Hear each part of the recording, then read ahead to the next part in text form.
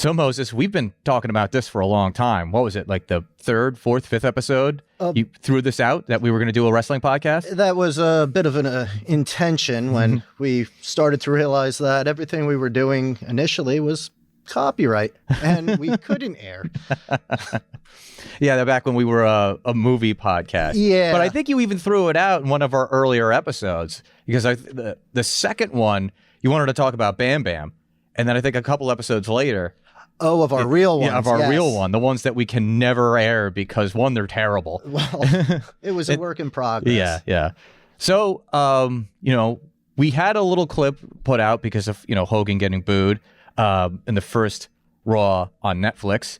And you gave that a couple of watches, so I figured we'll just break that down. Yes. There's a lot to go over with, especially that first episode. Yeah. And I haven't watched wrestling in quite some time. I mean, here and there, I think I've come over and we watched. Yeah, we watched the Royal Rumble or something. Yeah, we watched the Royal Rumble. That was actually Bray Wyatt's last match that we watched, and it was not good. No, it wasn't great. I think he lost that, didn't he? Yeah. Oh no, Bray Wyatt won. It was LA Knight who lost that, and he skyrocketed in popularity after that. Like LA Knight for I haven't seen too much of him, but I like that. It's a weird gimmick because it just reminds me of British Knights. If you remember those sneakers. I thought you were going to say either Austin or The Rock. That's the popular comparison, is that he's like Austin or The Rock or the both of them combined into... I could see that. I don't get I haven't heard him talk too much on the mic, but I could see the attitude of The Rock in him. Yeah, because he's got all the catchphrases like The Rock, like, let me talk to you. Yeah. Yeah, so, yeah, I definitely see that. But, all right, let's jump into that first episode of Netflix. Well, the one thing that I wanted to actually talk to you about first, because at the end of that clip that we put out, you were kind of like, that Seth Rollins, CM Punk match. That was, I think you said it was garbage. It wasn't great, but then I went and watched the entirety of that first episode. Yeah. I want to say there were 4 matches. Yeah, there was. And it was 2.5 hours long. Yep. And I get there had to be a lot of talking just because it's new, their new venue and whatever. But my God, some of those matches were just ridiculous. You could tell when somebody was going to get hit because whoever was getting hit was already flying back, showing that they were getting hit. Yeah. And then you could tell they weren't touched at all. And I get wrestling is a bit of a theatric. Yeah. Where they're not really cold clocking each other, but at the same time, make it somewhat believable. That was the whole point back in the day. You had to make people believe that they were actually in a fight. And I think wrestling, the Netflix, these up close high definition is really taking away from wrestling because it's making it quite obvious that it's all everybody's doing a thing and it's not I hate to say not real because I know they're getting hurt and they're doing a lot of insane moves, but it's come on, make it somewhat believable because that's why I always hated going to house shows. Yeah. Because when I was a kid, went to a house show. I did get to tap Macho Man as he was running around the ring, but it was also this isn't as real as I thought it was. And I still hate using that, but I can't think of a better terminology to use for what I'm trying to refer to. Yeah. But it's taking they're just the curtains completely pulled back. Yeah, they even did that with the intro with Triple H. I have notes. Hold on. Well, let's circle back to the CM Punk Seth Rollins match because there was some people did not like that match, and it was because Seth Rollins takes the go to sleep. And then he just happens to fall right onto CM Punk for a second go to sleep like that. Yeah. That was telegraphed. It was telegraphed and it was pretty cartoony. And he kind of he went to the ropes facing the crowd. Yeah. And then kind of did to make sure Punk was in position he could fall on him. And I'm like, oh, here comes another one. Right when he's doing that little turn, I'm like, oh, here he's going to do it again. I do agree with you though that HD is kind of It's like the last veil of kayfabe has just been pulled back. Like the curtain call is arguably the beginning of it. I think the real beginning is when what was it, Hacksaw Jim Duggan, and who was it, the Iron Sheik? Might have been a different wrestler.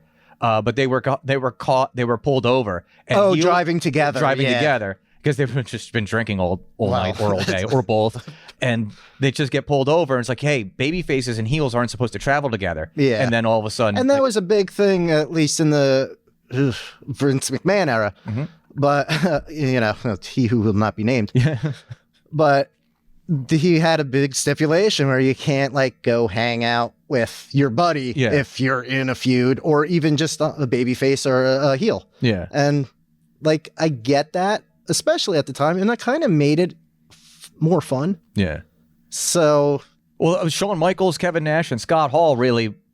Well, like aside from the curtain call, they really kiboshed that, because it was either Kevin Nash or Scott Hall in a shoot interview was like, "You're telling me that I'm going to be away from like my family or this, that, and the other thing for like 300 days, and I can't travel with the person I want to travel with." A few friends that like I'm sure they're all more or less buddy and like in the back, like I'm sure there are heated arguments and whatever, and some people don't like people, but for the most part it's like going to work. Like you go to work, you don't like some people, you like others, and you want to hang around the people you like and stay away from the others. But you don't get yelled at if you're well, sometimes you do. But all right, so let's get back into the first Raw on Netflix. So we already talked a little bit about the CM Punk Seth Rollins match, which was I think that was a closing match. It was the main event, yeah. And they started it with Roman Reigns, and that was, I feel like The Rock took a lot away from that. Mm-hmm. Also, this was 2.5 hours long, this first one, and 4 matches, I believe, and they were all more or less main eventy. Like there was something on the line, I think, for all of them. Like the Rhea Ripley and Liv Morgan. There was the women's championship, I think, was changed at that. And the Roman Reigns and who the hell did he wrestle? Solo Sikoa. Yeah. And like that was the tribal combat match, thing, which was just like it's just a no holds barred. It's like a no DQ, just infinite amount of run-ins. And like I didn't go into it knowing that what I was going in. Like I knew the CM Punk and Seth Rollins match was going to happen. But the rest of them, I didn't really know any of the storyline or anything behind it, nor did I really care too much. But that was like The Rock comes out, and because he got like legitimately crowned the Samoan something. Yeah, he was like a high chief. Yeah, by the other high chief, like of their Samoan culture. Like, yeah, it's all well and good. Like, good for him. But I also don't care. Like, as far as wrestling, because The Rock isn't, like, the only thing he is good at is wrestling, because he's a terrible actor. He is. Like, I'm not laughing because you're wrong. I'm laughing because there's a lot of truth to that. It's like, yeah, so maybe stick to wrestling. Yeah. But at the same point, let them wrestle. Like, who's the names that are now? Like, I get it's great to have The Rock there, and like they couldn't get Stone Cold to show up for whatever reason it was. Yeah, it didn't work for him, brother. Yeah, hey, but well, you know who it didn't work for, brother. Yeah, we had a little bit of a talk about that after our first video podcast, and I don't know if I got everything out that I wanted to get out on terms of that, because we were all just laughing and having a good time about it. But like before you get into that, I was watching it, and this was a debatably replay, like it was recorded. So, and I watch everything with subtitles, and it had crowd booing. Yeah, just in the like, and I'm just like, oh, I'm surprised they didn't just edit like that out of the transcript. It was unavoidable. I know, but it's just not. I mean, the deaf have a right to know. I make no bones about it. I grew up as a little Hulkamaniac. I love wrestling because of Hogan's work in the 80s and the early 90s. But like, so that's why when I was talking about it, when we were during that clip, I was like, oh, that's my childhood. And I had just taken like a 10 milligram edible too. So I was kind of like, and I was starting to feel it too. Well, at least you had something to, burn the edge off. That did not help bring the edge off. In fact, the cringe from that entire moment because I did legitimately feel bad for him because it's like, hey, I know he's rich and this, that, and the other thing and all of his character flaws and all that stuff. I'm not trying to say that there's no reason to boo Hulk Hogan, but in that moment, I was like, oh, this is hard to watch. This is awful. It's like, oh, goodness gracious. And did they get Hogan because Austin didn't want to come in, or as far as I know, that was kind of the check down, but Hogan and his beer, Real American Beer, they have a partnership with the WWF. I call it the WWF because I'm not going to be bullied by any panda bears.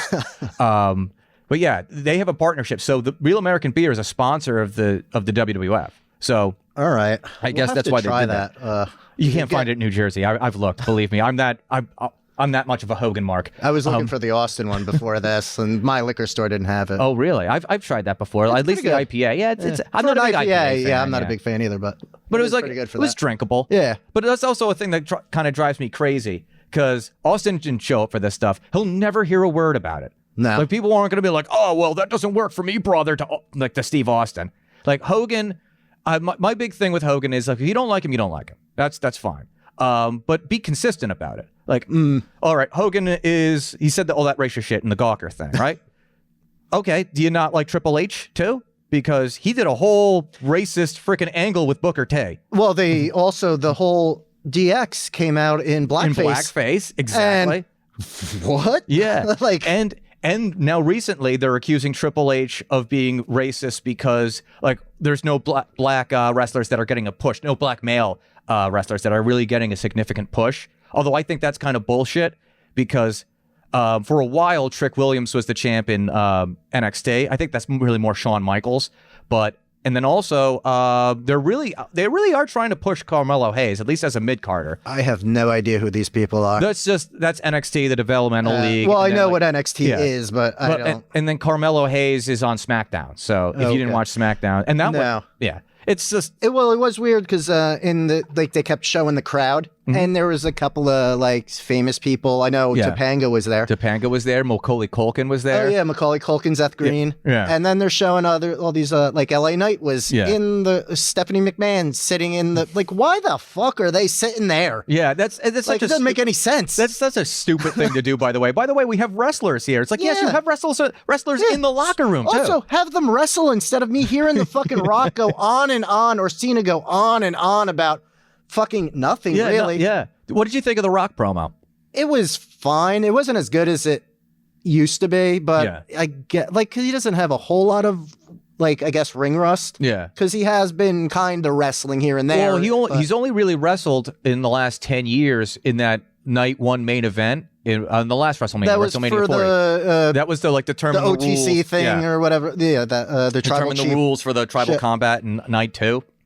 That was the only time. And he actually went over. He pinned Cody Rhodes, which does add to the story for the next night. But then also he comes out on this one, like praises Cody Rhodes. Yeah. It was he actually, it was a little weird. Like it was very weird because he's like, "Oh, tell Mama Rhodes I said hi." And it's like it's a little backhanded, it was weird. A lot of wrestling fans, especially on the internet, were kind of upset with that.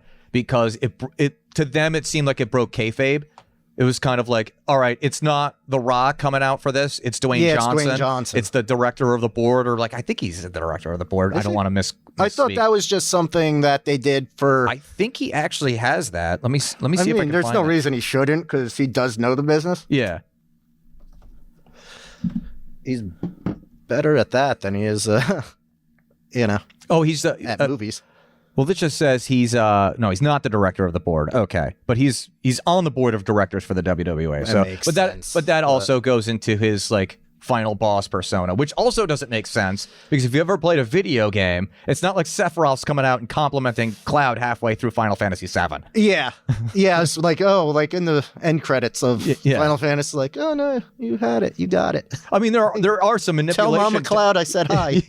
There are some manipulation tactics that you can do with that, but a lot of people just think that was The Rock's way of saying I'm not showing up at WrestleMania 41 this year, which also like if he's got to reshoot a movie, but it's in Vegas, so it's not that far from Hollywood. Yeah, but it also depends on what crap piece of shit movie he's making. Yeah, yeah. And like where they're filming it. Well, they got to make Red 2 or whatever the fuck. I don't know. Oh, that was the Christmas one, right? Yeah. Who else was in that? Chris Evans was in that. Right. And what's his name? Jack Black. Or no, I'm thinking of a different movie. I'm going to struggle with this guy's name. I know it's Simmons. It's either, because I confuse. Ron? What's that? Ron? No. But he plays J. Jonah Jameson in the Spider-Man movies. I don't think it is Simmons. Yeah, I don't think what the fuck is his name? It's J.K. Simmons. I didn't want to misspeak because I thought I was going to say J.K. Rowling's, which is a completely different person. Yes. He is a she. Yeah, he's a she, and very much a she. Yeah, and she is adamant about that. Yes, exactly. Because she rewrote Star Wars with shitty lightsabers. All right, so you didn't that for another one. you didn't think too much of it was The Rock's fine. It was just long-winded. Yeah. Oh, well, we should circle back to the very beginning with the Triple H thing. There's two parts. Like there was the Triple H, like his speaking over like the entrance music or not the entrance, music, like the beginning music. Yeah, and they were using like wrestler like language terms. Yes, he said something. I forget exactly what it was, but he did mention like the difference between a shoot and the work. Yeah, and I'm just like, yeah. So I guess we all know this is just fucking, just a movie, or we're all just acting. Well, it's not like they hide that stuff too, because I've I guess just like in the morning when I'm done watching one of these wrestling events, or when I wait, like if I'm done watching, let's just say like the Royal Rumble, and I watch it until like 3 a.m. and I fall asleep halfway through or whatever, and I watch the rest of it, and I'm still kind of groggy because I drank too much the previous night. I might have that those stupid freaking press conferences they do on, and usually it's either Triple H first or Triple H last, and he's very much still like in those press conferences. It's like, oh, we're just here to tell great stories. And it's all about doing these stories in the right way and all that stuff. So I think they're not really did have that even at the the original Raw, like back when McMahon was more in charge of it. Yeah. Well, I mean, and they said, I think they did have something about like great stories, and like I think he's still using that. But that was a long thing that he preamble. Was that? Are you thinking of the beginning of the Attitude Era kind of promo? It might have been. But he was just like, well, quite frankly, we think you're tired of having your intelligence insulted, because it was supposed to be the shift from the new generation to having more edgy content. Yeah, and I feel like they're kind of doing that now, because I don't know if it was the last one, but Brock Lesnar came out and just gave the finger, like gave the Stone Cold that was a while salute. ago. Brock Lesnar has not been seen. Or I thought he came out on the last. No. Maybe I only saw a clip of it. Yeah, Brock Lesnar came out. No, I think that was a while ago, because we haven't seen anything from Brock Lesnar since SummerSlam. Not this past SummerSlam. So the previous SummerSlam from that, he had a trio. He had like a trilogy set of matches with Cody Rhodes, because they needed to do something with him because we watched that WrestleMania 39, and he lost to Roman. And as soon as like there was the funny thing about it, like we're both drinking, and as soon as that match was over, you're like, all right, I'm gonna head out. Well, I mean, like I'm not a huge fan of Roman either. Yeah, because like the streak of like his streak. Yeah. Of like 1,100 something days of being champion, and they went through the list of people. It was like Bruno Sammartino, Hulk Hogan.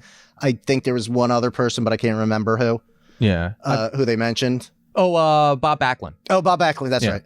And I'm just like when they said Hogan, I'm like, oh, well, that kind of makes sense, because he was the 80s of fucking wrestling. Like he made wrestling as much as I hate much as I hate him. Yeah. He's like, credit where credit's due. You know, he did do shit for the business. We talk about this all the time off mic, where it's like back in the 80s and the early 90s, you could name 3 athletes specific to their sport, and it was Wayne Gretzky for hockey, Michael Jordan for NBA, and Hulk Hogan for wrestling. And and when I say that, I mean you could pick some random moron off the street and doesn't know shit from fuck about hockey, basketball, or wrestling, but they can name those guys because they're that synonymous not only with the sport. Well, he had a cartoon, like the Saturday morning cartoon where it was just the wrestlers going around solving crime. I don't know what it was about. And no one voiced any of them. It was just all like, I mean, you got to give voice actors something, but still. Yeah. But it's just weird. Like,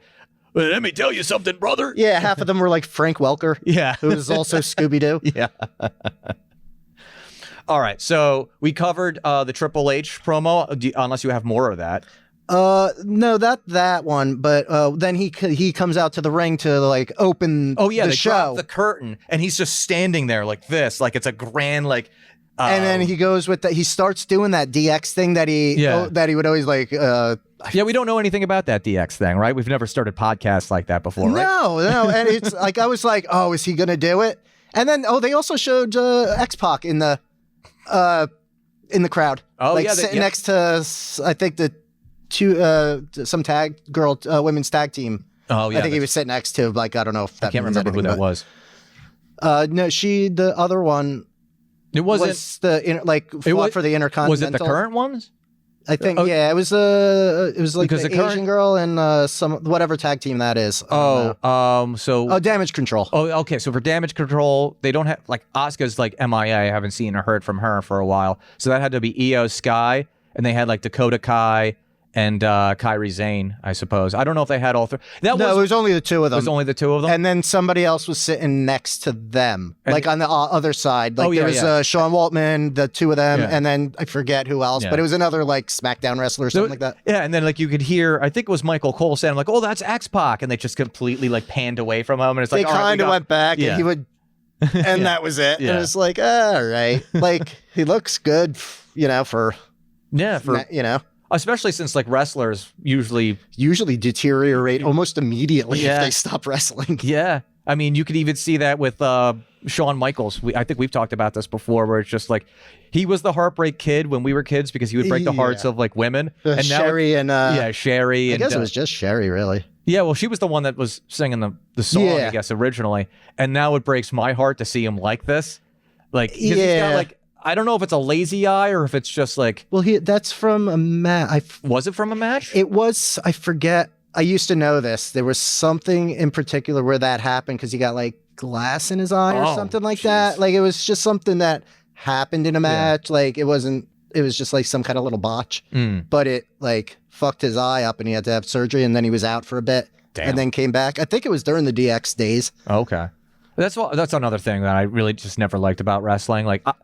Mick Foley was over with me when he would just do the bang bang back in the WCW with the days. Cactus Jack. Yeah, Cactus. And so like seeing him get like thrown off like the Hell in a Cell by Undertaker, or just like taking like what was that, like 27 chair shots from The Rock and like just doing all of this stuff. I'm like, man, you didn't have to do all of this. Like you could have just done bang bang and like little Dan would have been like bang bang. It was just like it was unnecessary, man. So let's get into some of these matches. And I think we wanted to have a broader conversation, too, so we can kind of tie these in together of, like, the state of modern wrestling. Oh, so back to... I'm looking at my notes with The Rock. When he, first came out from behind the curtain, they had a close-up of his arm, and he's, like, pointing at it, and he's legitimately got goosebumps. And, like, I get that promo was, like... I still get this feeling. And I'm like, does he, or did they just douse him with like cold fucking water before he walked out there so they could do that? He does that all the time. Does he? Yeah. Every time he makes a comeback, he will always come back and do he does that all the time. Because he was pointing, and it's like, he legitimately had goosebumps, and that's not something you can do with makeup. Yeah. Well, I'm sure you can, but that's not where they're going to do it. I'm glad you brought that up, too, because not only... are people upset that he, quote unquote, broke kayfabe to cut that promo, but it kind of actively undoes what he did. Like, I don't think you saw Bad Blood, right? No. So at the end of that, it was a tag team match where Cody and Roman teamed against, I think it was Solo and Jacob Fatu. Okay. And at the very end, Cody and Roman win. And am I thinking of that right? Oh yeah, because Jey Uso comes back and helps them win. Jimmy Uso comes back and helps them win. And The Rock comes out and he just stares at the three of them and he just goes, and it's just like, all right, well, now you're signifying slitting their throat. So, like, what are we doing here? Is he coming back to, like, feud with Cody or Roman or the OG bloodline? even outside, like they showed The Rock in the back dressing room. Yeah. Or not the dress, like he was like walking around and he had his bottle of tequila. And he's drinking right out of the bottle. Yeah. Then the bottle, like he goes to his truck and gets in and just drives away. And I'm like, what are we like? Like, I'm a goddamn alcoholic, but I'm like, this doesn't seem right. Like he's drinking directly out of the bottle, whether it was water or not, but it's still labeled a tequila bottle. So it's supposed to be known that he's drinking, his own tequila. Yeah. Fine. And then you just get in the car and drive away. Yeah. Like, that doesn't seem right. As a promo for him showing up at NXT the next day. So. Is that what that was? Yeah, he was just like, oh, it's going to be, I forget the name of the arena, but it was just like, oh, it's going to be in the LA area too. Right. So it's like, oh, maybe I'll show up there too. It's like, Rock, you're rich enough to call an Uber. Yes. Or not even an Uber, just like a limo service. Yeah, there's no reason he should be drinking and driving. Yeah. And like that was just a full fucking like a bottle of tequila, and it was drinking out of, like he didn't have a whole lot, but still. Yeah. What is that sending to the kids? You wouldn't see Hogan doing that, at least not on the WWE show. He wouldn't do it on the WWE show. That was one of the better lines that he had. I think it was I think it might have been Kevin Nash who said this in a shoot interview. It's just like those guys, everyone was drinking and driving back in that. Well, yeah, like you knew that. Like they were all fucking high on cocaine and pain pills. Yeah. So like, well, who was it? Nash and Hall would drink bottles of like Miller Lights when they were driving, and Hogan's like, "What are you guys doing? Like, use a can, because if you're big enough where your entire hand can hide that it's a beer if you get pulled over." Oh, that's funny. All right, so let's go. Reminds me of those Jake the Snake stories about driving Andre around. Yeah, beer. Yeah, and it's like you can't even see the can in that guy. Like he's just drinking out of his hand. He had to make like so many stops too to like. He drinks like 3 cases of beer. He's like, more. Yeah. All right, so let's move over to some of these matches. Unless you have more on like The Rock or Triple H. No, I mean Triple H didn't seem like he was really there at all, aside from like the opening, and other than that, it just seemed. Oh, and then there was something in the back, where they were hugging or something. Like he was thanking The Rock for, I guess, being there, and I think some of the Sikoas were there. But other than that, you didn't see Triple H. You saw Stephanie sitting in like just at ringside, like behind the wall. Yeah, they show her off. It's like, it's Stephanie McMahon. Like, woo! It's like, oh yeah, good. The daughter of that guy. Yeah. All right. So I think the as we said before, the first match was Roman Reigns versus and Solo Sikoa, which is essentially what is a street fight. Yeah, and then everybody came out.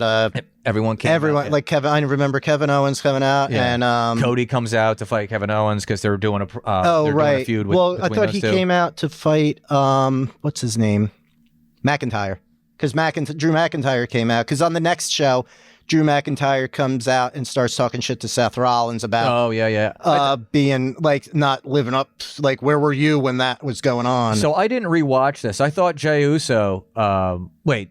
Because I think didn't they have a match later on that night, or is that Sami Zayn versus Drew McIntyre?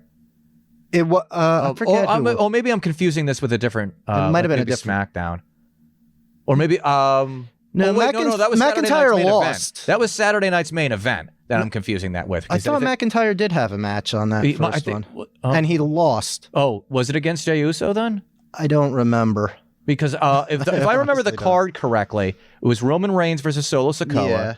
Yeah. You had the women's world title match between Liv Morgan and Rhea Ripley, and I think that might have been the next match. So the next one is Drew McIntyre versus Jey Uso, because Jey Uso is one of the top baby faces in the company. Yeah, that's the Yeet guy. Yeah. And then you have and he won with a roll up. Like he missed a Claymore or something like that. And he hit him with the Claymore like repeatedly. Yeah. And that's the issue I have. It's like, and I had this issue at least when we did that was, with the Seth Rollins and CM Punk match. CM Punk. And like on rewatch, I kind of get it because he didn't sell his own finisher that week when it was put on. I was like, all right, fine. But the Claymore, it's like, it's a goddamn boot to the face. Yeah. At like almost full speed. Yeah, like behind your entire weight of it. Into the kick and Drew McIntyre's built like a goddamn brick shithouse. Yeah. So I think they were just trying to do that because they're building up Drew McIntyre as this monster. Like they've been doing that. Like he only really lost, I think, in the last year to like CM Punk in their so trilogy. Maybe that's what it's going for. But Seth Rollins was saying he was gonna, or at least in the Royal Rumble, he's gonna beat him, or he's gonna throw CM Punk over the. Let me walk that back because he did lose in a Money in the Bank cash in to Damian Priest as well. But that was who had the. So Drew McIntyre beat Seth Rollins at WrestleMania 40 for the World Heavyweight title. All right. Essentially the WCW belt, like that's what it's designed after. Mm-hmm. And then he was celebrating right in front of CM Punk. CM Punk takes his legs out from underneath him and he hits him with his like arm brace. Oh yeah, the other. Yeah. And then Damian Priest runs out and cashes in, but that's barely a match. That's just like Yeah, it's just a cash in to create a new storyline or something. Yeah, so I will walk that back. But he rarely lost because they've been building him up as like this kind of like top heel type, which he's been very good at, by the way. Like he's been cutting a lot of like. Yeah, I enjoy him. Like just watching him wrestle. Like he's not completely technical, but like he's got some. He's better as a power hat, like just breaking through. I like him better than the hell is his name? Roman Reigns? No, the other one. I can't remember his goddamn name now. No, Gunther's all right. Is it heel or babyface? I guess it really depends. CM Punk? No, I was just talking about him. Seth Rollins? That was giving the middle finger. Oh, Brock Lesnar. Brock Lesnar. Okay. Oh, you like it better than Brock? All right. Well, as far as like powerhouses go. Yeah. Well, I think the WWF likes him a lot more now too because Brock Lesnar was like not so much named in that Vince McMahon lawsuit, but like it was strongly implied that it was him, and he's not been seen or heard from since. That's fair. All right.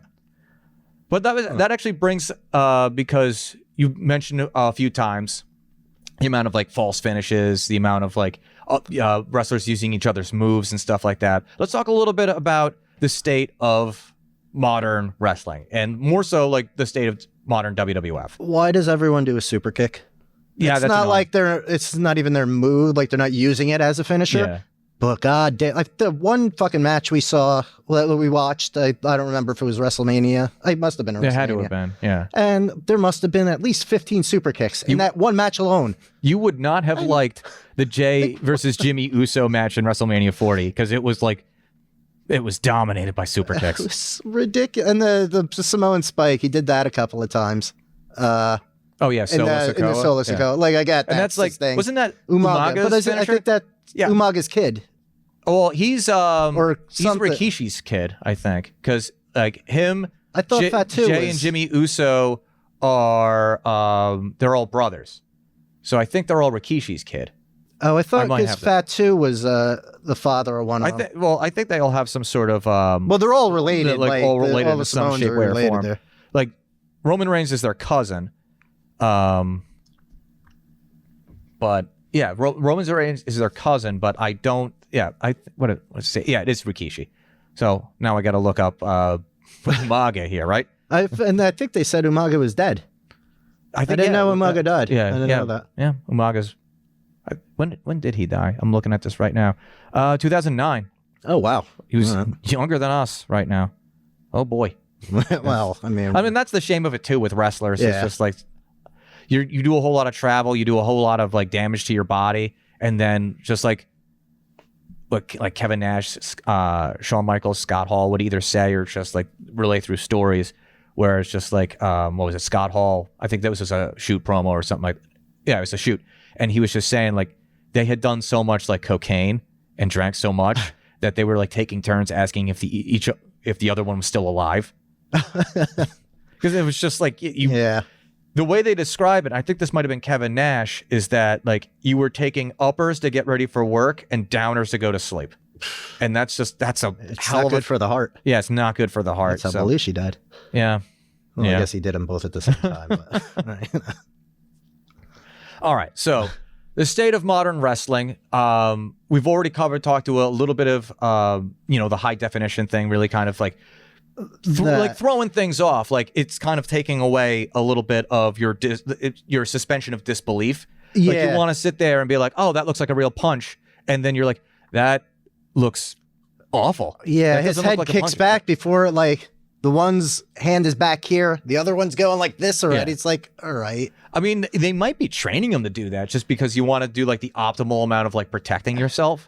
I can't say that for certain. Yes, but you would like, you could also pull your punches. Yeah. You know, like I get, like nobody wants to get punched in the face. You know, most people don't want to get punched in the face, but you could do it lighter and still show the strength. Like the strength would be shown on the recipient by just going, you know, taking it and showing that, like showing their, like doing it better. Yeah. So it shows the opponent's strength. And for as bad as it, like a million super kicks and it looks like they're whipping their heads back way too early, I watched the War Games Survivor Series match, like the women's match, and it was awful. Like Hogan-esque level chair shots were being thrown around. Like this was like mild tapping, just like boop.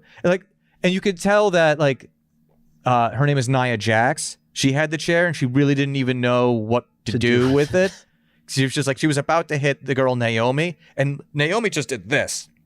Like, she should be protected. Yeah. You know. But it's also at the same time, it's like, I don't think you're allowed to do chair shots to the head anymore because of the concussion issues that like pretty much all sports have been going through.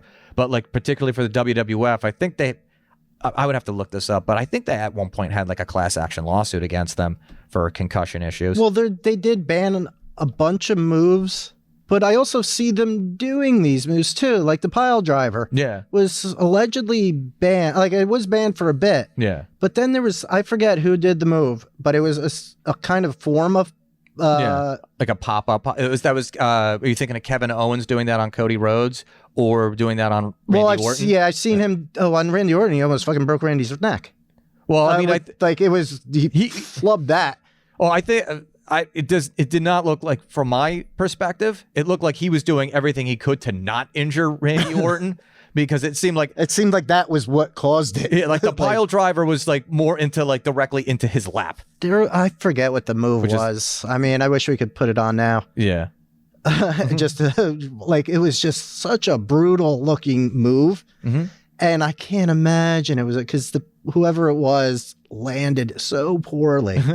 But I don't know a good way to land from that because it was some kind of like pop-up power bomb, but it was in the form of a pile driver. Yeah, you're thinking of the Kevin Owens, Cody Rhodes one.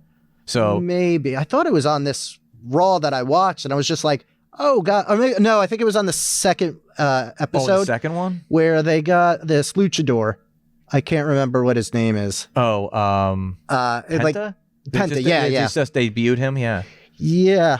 Wasn't that great of a match? You know, it just depends on your preference too, because they got so this is like they have Chad Gable, who's kind of like it's just Kurt Angle. It's just Kurt Angle. Yeah, and I was looking at him, a short Kurt Angle, and I was like, oh, is that not Shelton Benjamin? Who was the other one? Charlie Haas. Yeah. I'm like, is that because I know he had a brother? Yeah, because he's doing the same fucking thing. Yeah. Yeah, because he was also like I don't think he was a gold medalist, but he was an Olympic wrestler. Yeah, they were mentioning that. I'm like, oh, this is it. And when he comes out, he gets that "You Suck" chant. Yeah, well, they really leaned into that too. They changed his theme to kind of match that beat. Yeah, and that's actually one thing that I think is very interesting that we can talk about while we're talking about the state of WWE. Is that I've heard this being thrown around that it's no longer really about even the stories or the quality of the matches. It's really just like a nostalgia dump. Excuse me, because look, even that first Raw on Netflix. They brought out Rock. They wanted to bring out Austin. They brought out Undertaker. And Undertaker's appearance was so goddamn random. Yeah. And why her? Yeah. It really didn't. I think it was just trying to put her over, but she's over. She's so fucking over. Yeah. Like, because all of my Facebook feed is like mostly her. Yeah. And I'm like, cool, but I don't care about her. Yeah. It's like. She gets like guy pops though. Like in terms of like if you want to evaluate the men's division and the women's division, she gets pops that rivals like the top guy baby faces in the company. So she's like the most over woman in the company. They're and she's a great wrestler. Mm-hmm. You can't take anything away from most of these women wrestlers are fucking phenomenal. Yeah, most of them kind of better than the men that we have. There are a few that are really good. Although when I watch women's matches, there are so many that I'm like, oh no, that looks so wooden and stiff that I did not believe that. Yeah, it does look more stiff than. But I don't know. Maybe it's harder to get somebody up when you have, breasts. Yeah, that size. There are some female wrestlers that are just like 90% breast. Like that. You can only take so much of the Vince McMahon influence away from the WWF, and it's like, no, this is you. Well, you nobody wants to watch a chud woman wrestle. What are you talking about? They used to churn those out all the time. Even Luna Vachon, who's still like. No, what was her name? She, so Alundra Blaze, who's Medusa, had this feud with this gargantuan woman. I forget her freaking name. That was back when women's wrestling wasn't even like that. I don't know why they even did it, because they only had like 2 or 3 of them anyway. Well, I mean, it was like there were no wrestlers. So like, what kind of storyline are you going to do? It's just going to be Alundra Blaze and whomever you're referring to. Yeah. Well, they had Luna Vachon, but she would kind of wrestle men anyway. Okay, so she feuded with Bull Nakano. Bull Nakano, Yeah. So that's who I was thinking of. But like, I think that's kind of a little oversold, is that like the state of female wrestling was atrocious in the Attitude Era.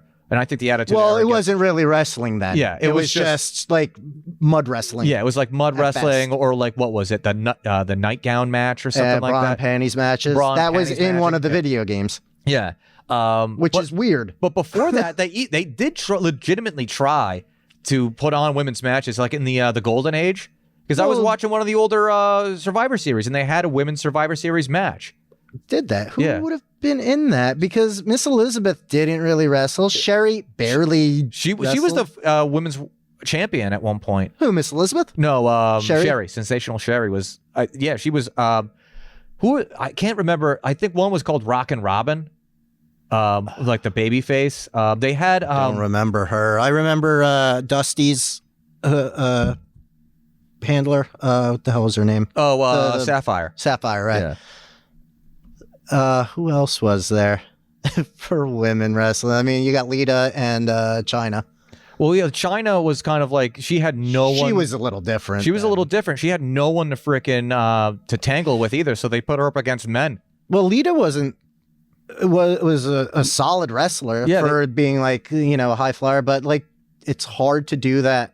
Like, even when you watch matches of like Rey Mysterio against Big Show, it's like, what are we doing here? Like, this is ridiculous. There's no reason Big Show should lose at anything. He's fucking ginormous. They used to put him up against like 3 jobbers in the same match, so you could show how like big and powerful. But you don't need to do that. Yeah. You see how big that motherfucker is. I am going way back to find out these Survivor Series. There was like Sable. Sable was she was a wrestler. Yeah, I guess. All right, so.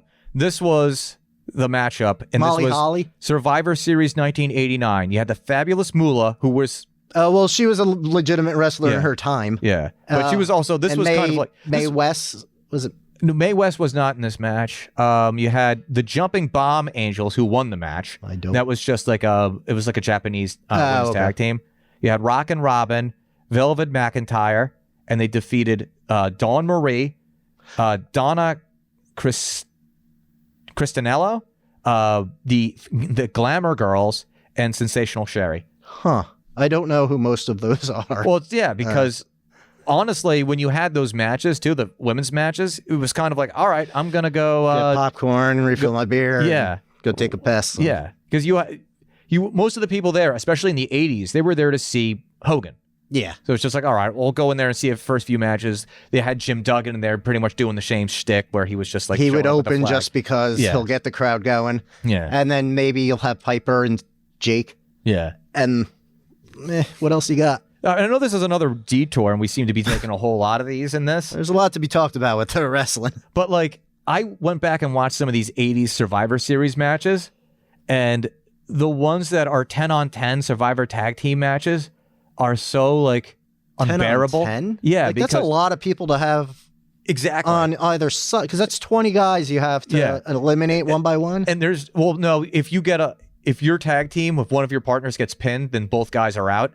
So it gets narrowed down like that. Oh, I guess that's fine. Like, I guess you got to kind of change it up a bit, so it doesn't get stale. It was just there were so many guys in like who am I paying attention at the corner, then it's just kind of like I can barely see the match because you have guys like going down the entire freaking. That's why, apron. like, even sitting like ringside for that match. Yeah, you're just looking at a bunch of guys' asses. Yeah, that's not. And it's like it's not what I really came for. Yeah, no, I came. Well, I mean, I guess for the women women fans, like, sure, they love that, but yeah. You know, they really enjoy that if it included ravishing Rick Rude. Oh, yeah. Fucking Rude is so underrated. Him and Jerry Lynn, I think, are the two most underrated fucking wrestlers ever. See, I hear a lot of bashing of Jerry Lynn. So really, yeah, his shit in ECW was fucking phenomenal. I think for the most part, I hear it from his work in WCW. Well, WCW, Barry's light heavyweights. Well, it's also by the time he was in WCW, it was already falling apart. So. Well, yeah, but I mean, they didn't do anything with fucking Jericho, and he made it work. Yeah, and they kinda, and DDP, he made it. Yeah, he did. Yep, they did. Well, DDP was kind of undeniable. Like he was so over with the fans that if you didn't do anything with him, and he was also like with the Click too, because of him and Scott Razor, Hall.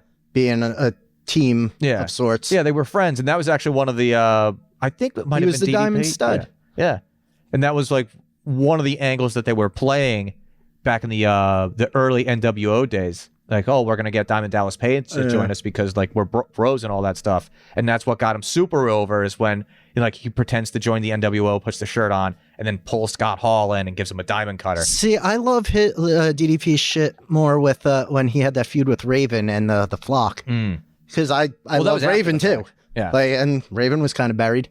Yeah, that's like he had more of a shot than some of these other wrestlers. They tried to put him over, but yeah. I think it's weird in those old WCW days because it's a different market. Well, like they were there for the wrestling. So when you start attacking it more like the WWF, where you're there for more of like the story or the cartoonish element, they're going to be like, what the fuck is this shit? Yeah, but they had to do that because that's what was popular. Yeah. Like WWF was burying them for a lot of it. That's true. But it's also like, that's why they needed something. That's why they got Hogan. Because they needed something to get themselves to compete, and then they buried themselves. It wasn't even WCW anymore. It was just NWO versus NWO. Yeah, like Wolfpack versus the White and Black. And then they never ended that story too. They never ended the NWO story. They never had a chance to really either. Well, I was actually thinking about this either last night or a couple days ago, where it was really kind of hard for them to do anything because all of their big time. Their stars were all getting hurt or leaving at the same time. Well, they were also taking everyone from WWF that were already kind of on their way out anyway, more or less. Yeah, when you're signing Hogan was a good It was a big move. That was a big move. Yeah, because you just it's this. I would equate it to like when the LA Kings got Wayne Gretzky. Like you're making this huge move to completely alter the scope of your organization and the whole scope of the sport itself. Yeah, well, they did that even more so because Hogan just showed up to WCW and did the same basic shit. Yeah, he was just like, let me tell you, have a lot of range. Yeah, but also at the same time, you were able to do the dream match that you were denied in WWF. You could do Hogan versus Flair, and everybody wanted to see it. Yeah, but they had done Flair versus Hogan before that. What do you mean? In WWF. They never really did the one-on-one. There was never really a storyline to it, but they did have the match, I think, one or a couple of times. They only did that on house shows to test it, and they didn't sell well, and that's why they didn't do it. Huh. Like, even Flair to this day will say, well, why didn't you... Like, somebody will ask him, like, why didn't you do the match with Hogan? It's like, I couldn't sell in New York. I couldn't sell in that territory. Like, I couldn't move. That's weird, because now Flair's like... Oh, yeah. That's another thing that really bugs me, too, with the whole, like, people hate Hogan, but they don't hold the same standards to other wrestlers. Well, it's like Ric Flair has been accused... He's a terrible fucking person. Yeah. Like, how many times has he's been accused of some sort of, like, sexual assault? And, like, all of a sudden, it's like, oh, well, and I think, like, the AEW crowd is a little bit more, like, I would say progressive. So I don't even know if he gets booed, but I know that, like, at least on Twitter, I know, like, on social media, AEW, he had, like, his stupid freaking energy drink. He had, like, a deal with them or something like that. But, like, a lot of people were not happy that Ric Flair was signing up with the AEW. But for everyone, but for the most part, people don't really give a shit. But, like, Hogan shows up, and all of a sudden, it's just like, oh, my God, this is the worst thing that'll ever happen. It's like, dude, like, You can hate what he fucking said. You can hate him as a human being, but also at the same time, please carry that over to all these other shitbags in the. I get that, but I think it's also because Hogan is shoved down our throat, like the viewer's throat. Where Ric Flair, not so, like you see Flair a lot, but not in the same way that Hogan is just like, oh, let me do. Like Flair doesn't have a store called like Hulk, like a bar called Hulkamania. It's like it's all just his fucking memorabilia. Like it's like great, that's neat, but there's a reason that Planet Hollywood didn't work either, and that had the gamut of Hollywood that you could go look at. Okay, so I would agree with you that he shoved down the throat. So why don't we all hate John Cena? He's shoved down our throats too. Because the kids like him. All right, the kids love Hulk Hogan and too. Peacemakers, good show. That's all I got for that. Hogan and Cena have very similar trajectories. Like Hogan, was like they didn't keep track of these stats, but as far as I've been able to research, he was one of the few people that had ever granted more than 200 wishes for Make-A-Wish. Oh, so Cena. Yeah. And John Cena broke it. I think for John Cena's like at a 500. Well, no, yeah, but I think Cena does it more because he like he enjoys doing that shit, where Hogan's doing it because he kind of has to. Well, I mean, maybe felt again, that was the 80s where he got like the 200 from. Yeah. He was the most requested. So you're really going to ask for then? Yeah. You know? But like, listen, if you're still showing up, you can still say no. You can still like do this, that, and the other thing. But he showed up and he did. The reason I kind of draw the comparison, other than what is it, hustle, respect, loyalty, sounds an awful lot like train, say your prayers, and take your vitamins. The reason I bring that up is because when Hogan turned heel and completely changed the entire scope of the business by turning into Hollywood Hogan, John Cena never did that, despite the fact that he was getting booed because people were sick and tired of his shtick. Yeah. So I say all that to say, like, there's a lot of wrestlers out there that are pieces of shit. Like Jimmy Snuka, I think it's Jimmy Snuka, at least allegedly killed his girlfriend. Chris Benoit murdered his wife and child. I just heard a funny story. There was, it was just before here, and I wish I had saved it. And it was something. There was somebody who was going, like, wanted to kill another wrestler. Like he was gonna go do it. I think it might have been between Too Cold Scorpio and Hawk from Legion of Doom. And the person who told Scorpio not to go after Hawk and kill him was Chris Benoit. And it's just like, irony. Yeah. But like, you will run into more fans. You'll run into the same type of fans for Hulk Hogan. They'll be like, listen, man, I don't really like the guy, but I respect what he did for the industry, and I respect what he did for wrestling in general, and brought it into the mainstream. You'll actually run into, theoretically, you're kind of neck and neck with the same type of people for Chris Benoit. It's like, listen, man, I don't condone what he freaking did. Maybe CTE had a little bit of what to do with it, but like, he was a great wrestler. And so like, all right, if you're like that for Hogan and Chris Benoit, then I get it. And at the same, like, Hogan, as far as we know, never killed anyone. Yeah. Let alone his fucking entire family. Yeah. He's never laid a hand on his wife. Either one of them that we know of. Oh, he has a second wife? Yeah, he had a whole blow up. Like that stupid show, Hogan Knows Best, was kind of like at the tail end, like his marriage was failing. Yeah, and I remember he had something with like Bubba the Love Sponge where he's like banging his wife or something like that. That's what got him in trouble, because that's when he said all that, like legitimately, he said the word racist in there, so I'll just refer to it as the racist shit because I don't want to say the other word. Well, but like, he was getting, I presume he was getting spied on. I don't know if it was like... That was a weird thing that, like, with that Hogan and Love Sponge thing, because, like, Bubba knew, like, he condoned it. He was, like, being cucked or something. I think and it's just like, why does anybody give a shit about this then? Yeah, if nobody is getting hurt here, what does it matter if there's a video of Hogan banging somebody? Yeah, he was banging Bubba the Love Sponge wife. He was still married to his wife at the time, but his wife at the time, I think, was banging somebody else. So it was like the marriage was practically it was just an open marriage. Or just like it was deteriorating. Yeah. So like, and meanwhile, like X-Pac and China go and do porn. Yeah. But we're all okay with that. We're fine with that. We're cheering X-Pac and all that stuff. And like, you could say like, well, that's just one thing. It's not just this other thing. It's just like the death by 1,000 cuts. Well, with Hogan, yes. With Hogan, yeah. Because there was that whole thing with Trump, and like, whether you're a Trump fan or not, it's kind of weird. Well, it's also, you'll get booed if you come, like, we talked about that a little bit. So, with the Undertaker. Undertaker doesn't get booed because Undertaker only had him on his podcast and then did like one little tiny video with Kane endorsing Donald Trump. and then that's pretty much it. Like, he didn't even open his mouth on Raw. Like, he didn't say anything. Yeah. He just rode around on his bike and did this and rode off into the the sunset. I don't get why she didn't get on the back of the motorcycle. I thought Like, that was going to why happen not too. just do that? Yeah. It was weird to me, though. It's like, is that what we're leading into here? Also, at the beginning of that match, she was singing her own theme song, Well, I was just like, that's odd. I think that's her favorite song. I think it's like by a... Cool, but Yeah. whatever. Yeah. Like, it's just, what are we doing? That match wasn't bad to me. It was a fine match. Yeah, but I feel bad. I do want to say this part because I have been watching wrestling kind of consistently for the last like year and a half now. Liv Morgan did a yeoman's job carrying that fucking division. Just look at this amount of stars that they lost in the women's division. Rhea Ripley was hurt. Becky Lynch went on a hiatus. She's kind of out now, right? Yeah. I don't know if she's coming back. I would gamble. I would bet. Also, Becky the Man. Yeah. Rhea Bloody Ripley. Yeah. Like, why does everybody have some kind of name? Generic gimmick. Yeah. But Becky Lynch was gone. Charlotte Flair had like a major knee injury. I think she tore her ACL.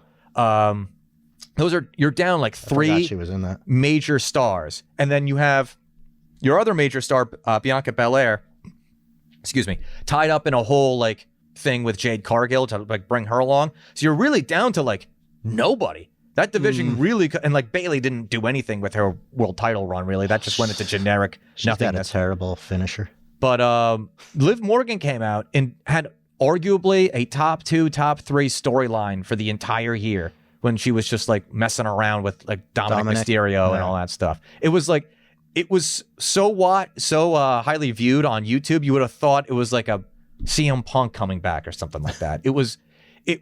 It's not the best story because that goes to Drew McIntyre and CM Punk. Like, before he turned heel, I could give less of a shit about Drew McIntyre. I thought he was like another generic. Like, he was a Sheamus. Yeah, he was a Sheamus with a sword, and I'm like, I couldn't get, but like his Yeah, you're wrestling. Why are you bringing a sword? Yeah. Like, that's like fine. You could have a 2x4 or a snake where it's not deadly. Yeah, I could not like turn away from the TV quick enough when he was a babyface, and then when he turned heel, I'm like, oh, this guy's awesome. Now it at makes this. sense. Yeah, now I'm like, all right, now like turn the volume up.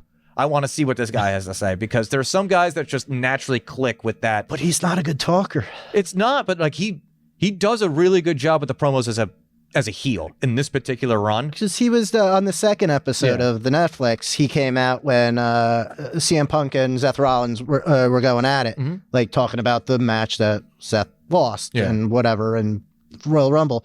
And he comes out and kind of that was not one of his best promos. Brings it to a dead stop. I'm like, oh, I guess I'll play a video game on my phone while this goes on. Yeah. Like, maybe I'll just go in the other room and masturbate because this is fucking boring. That was not one of his better ones because it was one of those hokey, just like, oh, if only there was a match where I could jump the line and stop Roman Reigns from getting a title shot. Like, oh, wait, there is. Oh, it's wait, like, it's called the Royal Rumble and I'm going to be in it too. It's which they were talking about the entire fucking time. Like, we already know about the Rumble. Yeah. So that one, that probably to me seemed like it was just something he had to do. It seemed forced. It was like unnatural. Yeah, and like he's one of those guys. I think that if they took the chalks off and let him just go, then I think he would be able to cut better promos. It's the same thing with like CM Punk. Like if you give CM Punk something to read and he's got to memorize it, it's going to be garbage. It's going to be garbage. It's the same thing with like when Piper came back to the WWF, like towards the end of his life. And they're like, well, you got to read this. He's like, I'm Roddy Piper. I don't read scripts. I've never done this before in my life. Why do I have to do this now? It's like, no. Yeah, he's because Piper's a fucking natural on the mic. Yeah. Yeah. Just don't let him go. Don't throw rocks at the guy with a machine gun. Oh, man. He's fucking great. But overall, what did you think of the Netflix Raw? I feel like it's overproduced. It is. I thought it was overproduced. I thought it was well produced just because I was like, well, they definitely did put a lot of, especially that first episode. Put a lot of work into it, and like they also did. I don't know. Maybe this is a Netflix thing. Yeah. Because I noticed it on the Tyson. I forget what his name is. Paul Hogan. Oh, Logan Paul. No, Jake Paul. Jake Paul. Yeah. Logan Paul is the brother. And they put like the stats on the side, and like for tape. yeah, but like for a boxing match, which at least up until that match was you have real. Wingspan that matters. And that it does matter. Where this was just like showing, I forget who it was, but all of their achievements of like was IC champion, was a tag team champion one time, 14-time world champion or whatever, you know. And I'm like, well, that seems like neat, but I mean, once you're champion, does the IC champion even matter anymore? Like that they won it at all? Like, who cares if like you've been champion once, if not multiple times at this point? Yeah. Like, why do I care how many times you were they show all the, IC champion or the European? Like, I guess that's still a thing.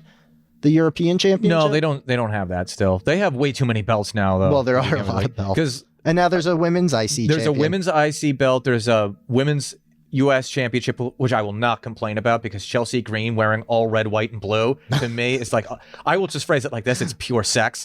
This is why I got into the military. So, yeah, what are you doing, Army? And it's funny because she's Canadian. Oh, she's... But, yeah, you have 2 sets of Intercontinental Championships. So you got 2 belts there, 2 sets of U.S. belts. You have two tag teams. You have 3 tag teams. You have 2 for men and 1 for women. You have just 2 main event belts for the men. You have 2 main event belts for the women. I thought there were 3, weren't there? Isn't there like the undisputed champion? Well, they just merged those belts together to one. I thought there were like the 3 of them. Like one's the undisputed, and then there's 2 world champions. It's like on different SmackDown and Raw. They did that. I think they merged those belts together.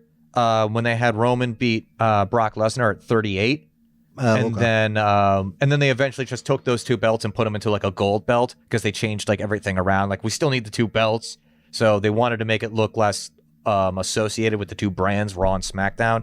So they moved, but they still have them on separate shows because like I get why, but like if you want to separate them, then have one. Yeah. Or and then like whoever has that undisputed champion, because that's the one you should keep. Yeah, you have that person have to be on both shows. Maybe not defending it every time, like twice a week. Well, now that they have separate titles, you should be defending it more often on these shows. Why are we reserving this strictly for pay-per-views or PLEs as they call them? But now that is what they're doing, which kind of takes away from like. I'm always going to see a championship match. Yeah. So it's like, all right, like why? I can watch anything. I don't have to bother tuning in every week. Yeah, the roster is way too bloated. They've got a lot of people. Like I get it. Like if you want to act like Raw is like its own wrestling promotion and SmackDown its own separate wrestling promotion, then you can try and do that. But they don't even follow that anyway. So it doesn't really matter. When they started doing that, like the draft. Yeah. And like that is so stupid. It is so dumb, but fine. Yeah. But when they were doing it in like the Attitude Era, SmackDown and Raw were at each other. Like it was sometimes you would have some SmackDown guys come over to Raw and have a match for whatever, and then this Raw guys go on SmackDown, and then it made it like 2 different thing, like an LAL kind of scenario where that's like okay, that's interesting, and then they would still have like the infighting. Yeah. Which gave it a little bit more drama because now you have like people on Raw that don't like each other, but now, and they also would separate tag teams, which I thought was dumb because of that's how the draft is. Yeah. And I was like, okay, you're separating these fucking great tag teams. Why? I think it's a dumb idea too, just because look, everything that you said, but also if you're going to do that, then you might as well just be like, just keep your roster because just throwing everyone back into a draft pool is kind of dumb. What's the point of it? Yeah. It's just like you draft who you draft, you keep your roster, and then you just get to add to it. So now you pick from the pool of like the NXT guys and gals, and you pick them, and you only get like a few rounds, so you can't pick everybody. So, pick the best ones and add to your roster. And then what I would do with that too is you're allowed to trade. Like if you want to switch somebody over, like in kayfabe, you just make a trade. So it's like, all right, I want Cody on Raw now. I was like, all right, well, Cody Rhodes was traded for like American made and like, I don't know. You get a couple of guys. You get a couple of guys to like justify that. Hey, deal was made. And like Cody's going to Raw and in exchange, SmackDown gets the Wyatt Six and like Drew McIntyre or something like that. Something like that. All right, that's a lot, but all right. Yeah, but no, I'm just saying. Like, you could do that and then you can explain away like, all right, Netflix really wants Cody. So we got to switch him over. But how do we make... And now they're doing this stupid like transfer window where like all the wrestlers are just walking in and just trying to like talking to the general managers of each respective shows to try to angle their way. It's weird. Like, what benefit do you get from that? It's like, do you get more money? Do you get a different contract? Like, I'm a sports guy, so I really... like, are you renegotiating for more money? Like, yeah, and you're like, because they're making it seem like everybody just wants to be on Raw, which they've always kind of done, where nobody seemed to ever want to go to SmackDown. But once they were on SmackDown, they were about it. Yeah. And it's like, fine, but like there's only 2 teams, where a draft has, what, like 32 teams, like depending on the sport. I don't know how many are in other sports. I don't even know what sport I'm talking about with the 32, but well, most of them now. But like that's a lot of different teams. Like, granted, there's a lot of players on for whatever, but they need like either a third show. Yeah. Well, they technically have that with NXT, but that's like minor leagues and like that's neat. League, and then now they brought back like Saturday Night Main Event. So but that's only going to be like every once in a while. Like they did one in December. They need to be consistent with that. And they're doing one in January. So they should do at least one a month with the Saturday night thing. Yeah. And then have like, why is SmackDown not on Netflix too? Just have it in one spot. I think they just wanted to get like they just negotiated the contract. Like at one point, NXT, Raw, and SmackDown were all on USA because the windows were. SmackDown's on USA right now. Huh. I thought it was always on like TB, maybe Channel 9 or... It might have been back in the day, like UPN or something like that. Whatever. I guess it was 9 here, but whatever UPN is wherever. Way back in the day, it was. But like, I would rather them go with something that kind of like, if you're going to lean into the story, but try to make it seem a little bit more like, I don't know, sport, like more like sports, then you could do like, oh, hey, we're going to have this trade window. And then you open up for another big like Raw and SmackDown where it's like, this is the trade deadline. So now it's like, all right, we got to make a deal to get like a big time superstar in a SmackDown because of this, that, and the other reason. So you could do that, something like that. I don't know. All right, buddy, we've been going for a hot minute here. So is there anything else on wrestling that you wanted to get into before we close up shop? Off the top of my head, I can't think. I just, because it, like, at least the Netflix one, like, it's on Netflix. Yeah. You don't have, well, I guess you do have commercials if you watch it live. Yeah. Because when I rewatched it, there were no commercials. There was cuts. I'm glad that you brought that up, because even if you, like, this is a tip now. Unless Netflix cleans this up for the next Raw, if you're out there and you want to go watch like Raw, just wait an hour and you'll skip every freaking commercial. I didn't realize what was happening. Like I was in the kitchen, like, all right, it's like a Chelsea Green match. It's not even Chelsea Green match. It's just like whatever match is on. I'm like, all right, let me go do the dishes before I forget. And so I started doing that, and then because like, oh, a commercial's gonna happen just anyway. They're just gonna do like a suicide dive, and then it goes to commercial. So I'm like, I'm gonna just jump right in front of that and start doing the dishes. And then I come back and I'm like, wait a minute. Did they just skip the commercial? Oh, wow. So that's my plan now. It's just like, all right. But it also makes it awkward watching on the replay because it's like cut and then it just goes back into it and we're at a kind of different scene. Yeah. I mean, I like it without the commercials, but it's also, I'm paying what, $15 for a fucking Netflix? Yeah. I only went with the $7 one just because I couldn't. If I had to watch, maybe it ads, is $7. I don't know what I pay. The $15 one is the ad-free one, and then $7 is like the ones with ads. But Netflix, I guess we pay. Like I didn't know Netflix ever had ads, so maybe we pay for the more expensive one. Then I'm not in charge of the money. All right, that's gonna do it for us here. So for Moses, I'm Dan, and thank you so much for joining us on this special Loud and Drunk edition of a just quote unquote wrestling podcast, I would suppose. So what you gonna do, brother? I don't know. Well, thanks to the fans. Because if you want to be the best, you got to listen to the best. And thank you for listening to these this style and profile and limousine ride and jet flying, kiss stealing, wheeling, dealing, son of a guns. Woo!